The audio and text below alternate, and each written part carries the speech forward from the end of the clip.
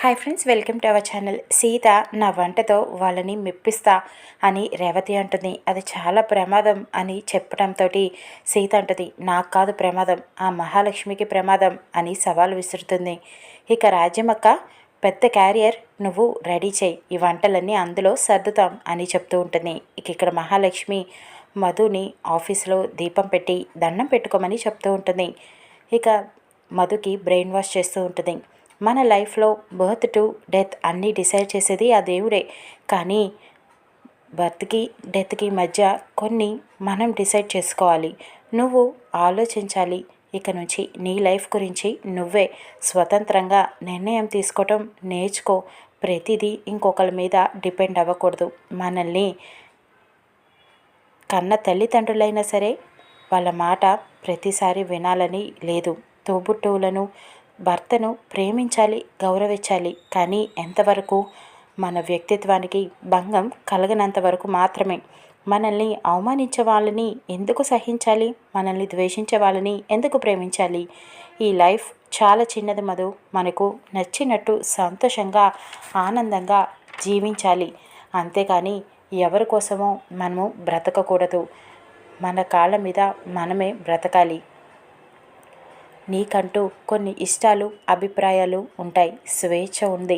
గతం మర్చిపో. ఇక నుంచి ఏది అయితే నీ స్వేచ్ఛను దూరం చేస్తుందో దాన్ని తెంచుకో. అడ్డుగా నీ తల్లిదండ్రులు వచ్చినా, నీ తోడబుట్టిన వాళ్ళు వచ్చినా, ఆఖరికి నీ భర్త వచ్చినా సరే అడ్డును తొలగించుకో. Now you are a free bird, sky is your limit అని చెప్తూ ఉంటుంది. ఇక మధు అయితే ఆలోచిస్తూ ఉంటుంది మహాలక్ష్మి చెప్పిన మాటల గురించి. తర్వాత సూర్య మధుని అన్న మాటలను గుర్తు చేసుకుంటుంది. ఎస్, నా లైఫ్ ఇక నుంచి నా ఇష్టం అని చెప్పి తన బ్యాగుల నుంచి తను సూర్య కలిసి ఉన్న ఫోటోను చూస్తుంది. అది తీసి ఇక చింపేస్తుంది.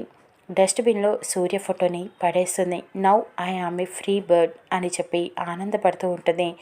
ఇక మహాలక్ష్మి ఇదంతా చూసి చాలా సంతోషపడిపోతూ ఉంటుంది. ఎస్, ఇక మధు నా కోడలైనట్టే, సీతకు చెక్ పెట్టే టైం వచ్చింది అని సంతోషపడుతూ ఉంటుంది. ఇక సీత అన్ని వంటలు పూర్తి చేస్తుంది, క్యారియర్లో సర్దుతూ ఉంటుంది. ఇక రేవతి వచ్చి ఒంటి చేత్తో నువ్వు ఇన్ని వంటలు చేసావా, చాలా గ్రేట్ అని మెచ్చుకుంటూ ఉంటుంది. సీత రేవతి రాజ్యం కలిసి క్యారియర్ సర్దుతూ ఉంటారు. సాంబాని ఆటో తీసుకురమ్మని చెప్తారు. క్యారియర్ని ఇక ఆటోలో పెడతారు. ఆల్ ది బెస్ట్ సీత అని రేవతి చెప్తూ ఉంటుంది. అమ్మ, ఆఫీస్ నుంచి వచ్చాక మీ వంటల గురించి ఏమన్నారో మాకు చెప్పాలి అని రాజ్యం అంటుంది. ఇక సీత ఆఫీస్కి బయలుదేరి ఆటోలో వెళ్తూ ఉంటుంది. ఇక్కడ రామ్ పక్కన కూర్చొని మధు వర్క్ నేర్చుకుంటూ ఉంటుంది. మహాలక్ష్మి అది చూసి మురిసిపోతూ ఉంటుంది. ఏంటి మహా, అంత హ్యాపీగా ఉన్నావు అని జన అడుగుతూ ఉంటాడు. నా కళ నిజం కాబోతుంది. మధుకి బ్రెయిన్ వాష్ చేసే ఇందాక సూర్య ఫోటోని చింపేసి డస్ట్బిన్లో పాడేసింది మధు. ఇక నుంచి ఇప్పుడు రామ్ పక్కన కూర్చొని వర్క్ నేర్చుకుంటుంది. వాళ్ళిద్దరి జంటని అలా చూస్తుంటే నాకు చాలా హ్యాపీగా ఉంది జన అని చెప్తూ ఉంటుంది. ఇక అర్చన అంటుంది, రామ్ పక్కన మధుని చూస్తే ఇక సీత గుండె ఆగిపోతుందేమో అని నవ్వుకుంటూ ఉంటారు. సీత ఆఫీస్కి రాలేదుగా, ఇది చూడలేదులే అని గిరి అంటాడు. ఇక మహాలక్ష్మి చెప్తుంది, ఇక నుంచి ఏది ప్లాన్ చేసినా సరే మనం ఆఫీస్లోనే ప్లాన్ చేయాలి, ఇంటి దగ్గర ఏమీ చేయకూడదు అని చెప్తూ ఉంటుంది. ఇక అక్కడ సీత క్యారియర్ తీసుకొని ఆఫీస్కి వస్తుంది.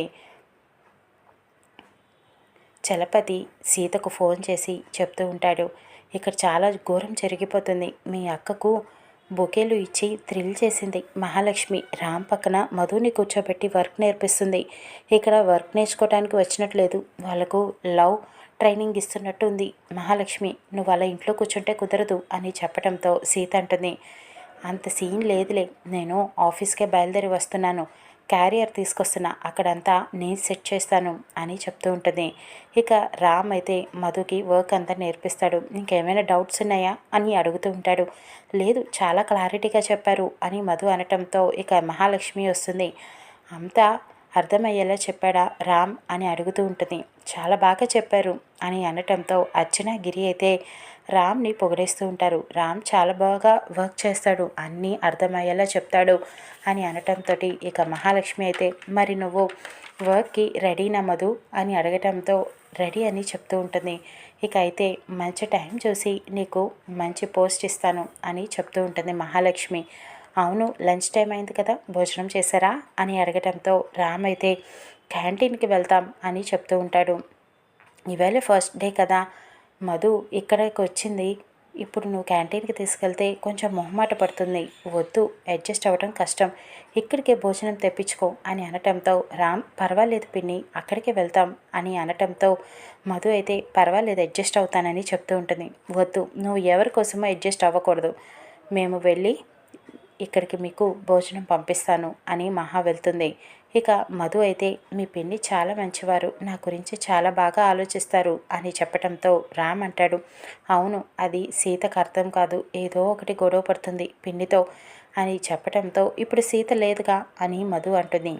ఇక మహాలక్ష్మి సీసీ కెమెరాలో చూస్తుంది సీత క్యారియర్ తీసుకొని ఆఫీస్కి రావటం. ఇక హడావిడిగా సెక్యూరిటీకి ఫోన్ చేస్తుంది.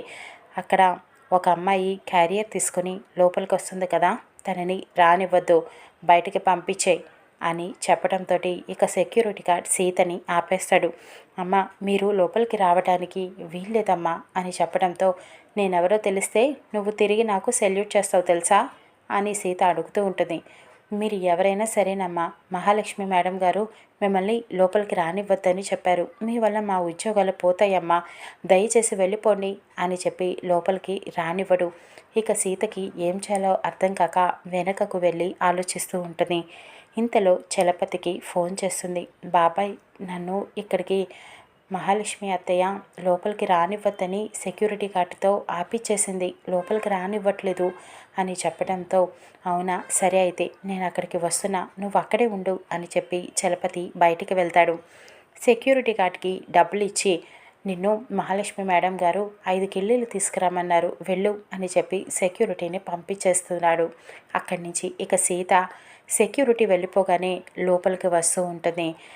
నేను వచ్చినట్టు అత్తయ్యకి ఎలా తెలిసింది అని అడుగుతూ ఉంటుంది. ఇక అప్పుడు చలపతి చెప్తూ ఉంటాడు, సీసీ కెమెరాలో చూసి ఉంటుంది, అందుకనే నువ్వు చాలా జాగ్రత్తగా లోపలికి రావాలి, సీసీ కెమెరా కంట పడకుండా మనం లోపలికి వెళ్ళాలి. ఏంటమ్మా ఇంత బరువుగా ఉంది క్యారియర్, అంతమందికి తెచ్చేసావా ఏంటి అని అడగటంతో అవును బాబాయ్, ఆఫీస్లో అందరికీ తెచ్చాను అని చెప్తూ ఉంటుంది. ఇక చలపతి సీత ఇద్దరు కలిసి క్యారియర్ పట్టుకొని సీసీ ఫుటేజ్కి కనిపించకుండా అలా స్లోగా ఆఫీస్ లోపలికి వెళ్తూ ఉంటారు. ఇక ఇక్కడ మహాలక్ష్మి అమ్మయ్య సీత వెళ్ళిపోయింది, ఇక రాదు, మధుని రామ్ని ఇలా చూసిందంటే గొడవ చేసేస్తుంది, వాళ్ళిద్దరినీ కలిసి భోజనం కూడా చేయనివ్వదు అని అనుకుంటూ ఉంటుంది. ఇక ఇంతలో సీత లోపలికి వస్తుంది క్యారియర్ తీసుకొని. ఇక సీత వేసే ప్లాన్కి మహాలక్ష్మి చిత్తవుతుందా లేదా చూద్దాం రానున్న ఎపిసోడ్లో.